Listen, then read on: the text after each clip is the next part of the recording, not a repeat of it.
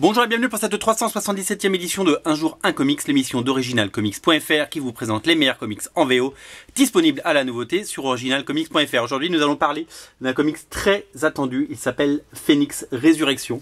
Les deux premiers numéros sont sortis, je les ai dans les mains, ils sont disponibles. Le premier a une couverture lenticular, vous savez c'est ces couvertures hologrammes qui font les beaux jours de Marvel et DC depuis quelques semaines maintenant, puisque c'est un petit peu quelque chose que les gens réclament, et donc c'est quelque chose qui marche très fort. Donc superbe couverture. Et ça c'est la couverture du 2 qui est classique. Alors qu'est-ce que je peux vous dire sur Phoenix Résurrection? Phoenix, Jean Grey, la vraie Jean Grey a disparu. C'était au début des années 2000 dans les pages de New X-Men, si je me trompe pas, de Grant Morrison. Et depuis on l'a pas, on n'a plus de Phoenix, on n'a plus de Jean Grey, c'est un peu triste. Alors évidemment ils nous ont mis depuis quelques années la jeune Jean Grey du passé qui est revenue, mais c'est pas la vraie Jean Grey, celle qu'on aime depuis toujours.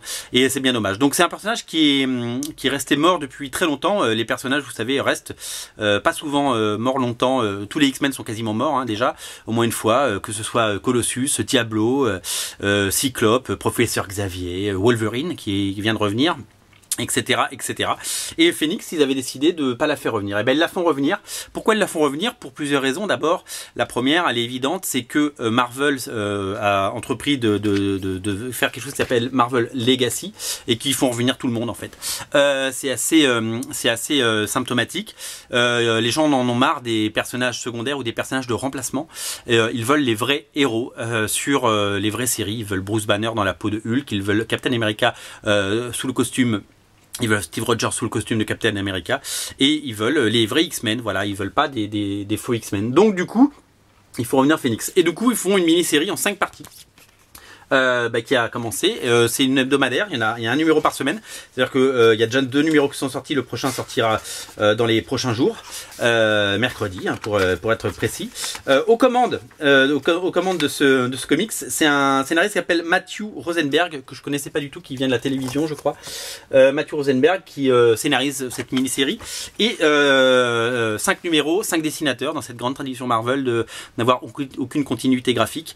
Mais ils ont quand même choisi, en tout cas pour les 2 premiers numéros, des grands noms, puisque le premier numéro est signé Lenin Franciszek. Carlos Pacheco il fait le 2e numéro, et que alors c'est bien parce qu'on se dit on a Lenin Franciszek et Carlos Pacheco qui dessinent les X-Men, un petit peu comme en 1998.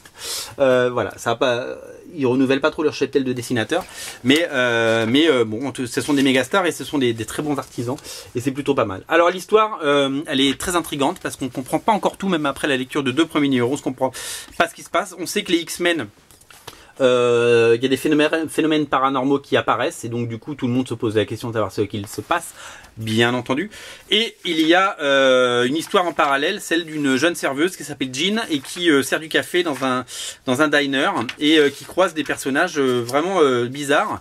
Et en fait, sans vous spoiler, elle va croiser pas mal de gens qu'on connaît, des têtes connues en fait. Donc je vais pas vous dire qui.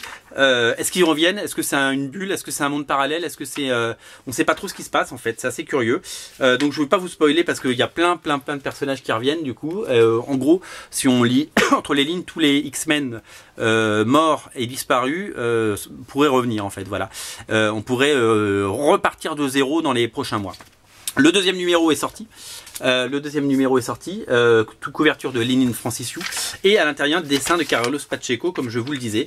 Donc graphiquement c'est assez chouette parce que Carlos Pacheco c'est toujours assez propre, surtout qu'il a eu des années un peu moins bien et que là il est de retour à un niveau correct. Je sais pas si vous avez regardé ce qu'il a fait sur Câble récemment, il a fait des épisodes sympas.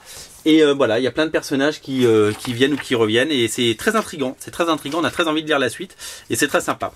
Alors c'est quoi la suite? C'est que il y a 2 numéros qui sont sortis, il en reste 3 dans les 3 prochaines semaines, et que après on va avoir droit à un reboot des X-Men avec une nouvelle série qui s'appelle X-Men Red, qui est scénarisée par pardon, Tom Taylor, dessiné par l'excellent Mahmoud Asrar, avec de couverture d'un revenant, Travis Charest, qu'on croyait décédé, et qui va nous faire une couverture par mois, ce qui est quand même assez exceptionnel pour un dessinateur qui ne fait rien de ses journées. Il est toujours aussi bon et toujours aussi doué. Donc X-Men Red, les 3 premiers numéros sont disponibles en précommande sur originalcomics.fr. Le premier numéro sort très bientôt, donc il faudra absolument pas le rater. Donc évidemment, il va y avoir une continuité. On parle aussi, j'ai lu ça sur Bleeding Cool, de l'arrêt très prochain des séries X-Men Blue et Gold, et avec certainement un nouveau relaunch. Voilà, donc pour le moment c'est très intriguant et très chouette. C'est quel plaisir de retrouver Jean Grey. Moi j'adore le personnage de Jean Grey, donc beaucoup de plaisir retrouver ce personnage, des bons dessinateurs, un scénario très intriguant, bien mené. On ne sait pas trop où ça va nous mener, mais en tout cas moi je vous recommande la lecture de Phoenix Résurrection, voilà, disponible sur originalcomics.fr. bien entendu, je vous laisse le lien en descriptif de la vidéo. Sautez sur Phoenix Résurrection, en tout cas c'est un coup de cœur. Salut!